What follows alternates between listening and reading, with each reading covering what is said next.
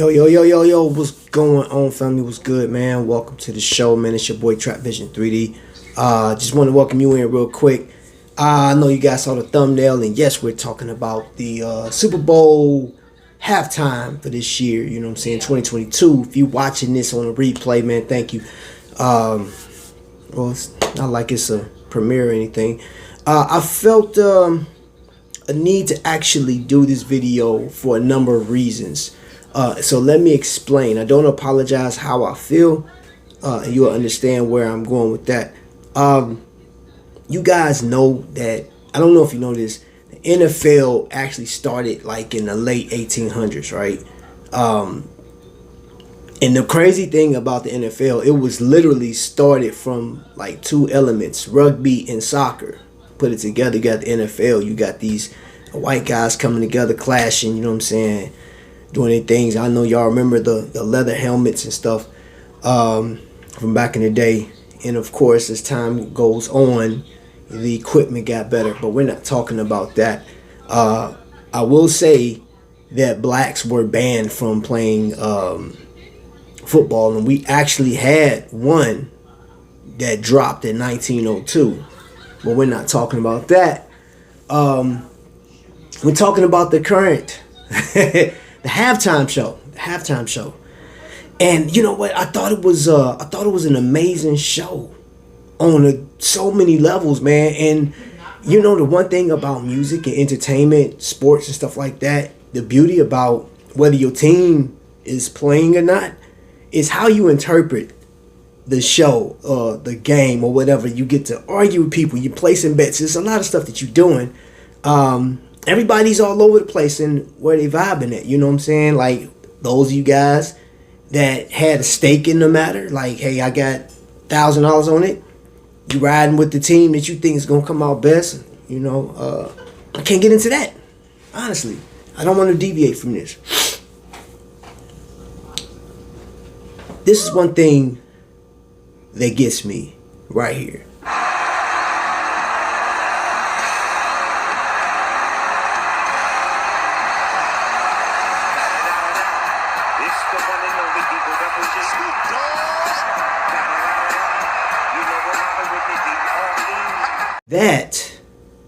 That right there. Y'all know that song, Still D.R.E. Dr. Dre. And I know that song doesn't resonate with a lot of people. You know that song came out November 2nd, 1999. That was just 16 days prior to me signing up for the military, signing out for my family, going to do my thing. But I remember when that song came out and I said, yo, I was already a Dr. Dre fan. California love, Tupac, the whole West Coast, East Coast beef, all of that. But people wouldn't know, or it really don't resonate, or people don't care because it didn't hit in their area, because everybody is in a different genre. But the one thing we can agree on, that there were millions of people, eyes glued to the TV. There were people in the stands looking at this NFL game, and then they're looking at the halftime show. For some of us, you had Dr. Dre and Snoop Dogg first off.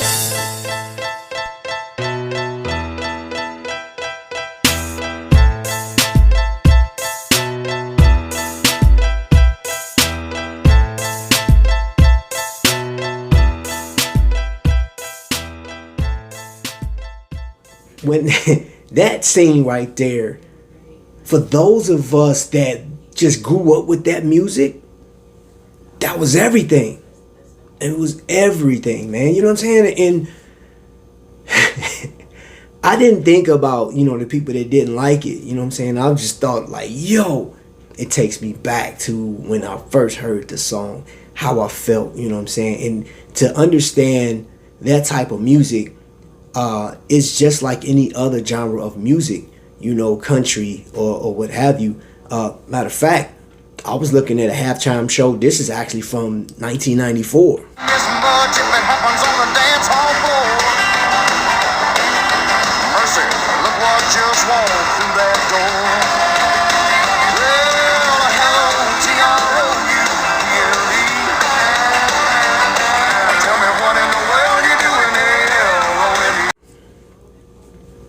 That's Travis Tritt. You know what I'm saying? I actually met him before.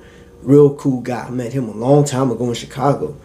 And during that time, if you like country, there was a lot of folks that was digging that. You know what I'm saying? And I believe the halftime show his actually goes back all the way to, like, I think the first one was 1967. You can check me on that, but I think it was 1967. Collegiately, it goes all the way back to like 1902, Illinois. Check me on that one. Now here's here's the thing, y'all. The only reason I'm making this right now is because I saw the comments, man, on Facebook, man, and some of them, and then like what's being said in different commentaries on different YouTube channels. I'm like, what's the big deal? What are we arguing about? Or it's not even arguing about. It's like, that's not your style of music. Okay, like, why you so negative about it though? You know what I'm saying? Because I remember Sam Cooke, right? You know the thing about, you know how you interpret stuff? Sam Cooke started out, you know, he was doing gospel. Then he said, I want to do R&B. James Brown was like, yo, that's not R&B, bro. That's pop. I don't care what you're saying. But he wanted to sing that. His daddy was like, yo, I don't condone that, because daddy was a minister. You know what I'm saying? His daddy was heavy off into the faith. So Sam Cooke was in between, hey, am I going to sing pop, R&B, whatever the case is, or gospel music? He had range. The point I brought him up was, he came up during segregation, Jim Crow type stuff, man. The dude, and he was living his life as if like segregation wasn't happening, as if he couldn't go to certain shows. Well, he still went. He lived his life like, oh well. And the songs that he talked about, he sang about, was what a reflection of his life. I was born by the river in a little tent. Oh, and just like the river just shows me the evolution of our people. You know what I'm saying? And what I mean by that is, like, blacks weren't able. Did y'all hear what I said? They were not allowed to be in the NFL in the beginning. When the NFL kicked off, they could not. Now, here we go up to this point. And I'm going to tell you what, my interpretation of the halftime show, the symbolism in it was dope, because you got Dr. Dre and Snoop Dogg, old school. Then you got 50. Go, shawty. It's your birthday. You know what I'm saying? Like that.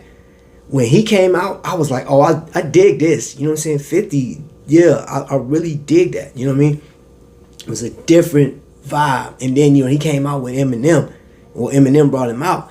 And I'm like, yo, that's dope. I like that. That's hip hop, right? Mary J. Blige. Quit playing, man. No more drama. I wish that was the case. But everything was symbolic. And then Kendrick, we gonna be all right. I make a preacher dough. Knees getting weak. Just might blow. We gon' be all right.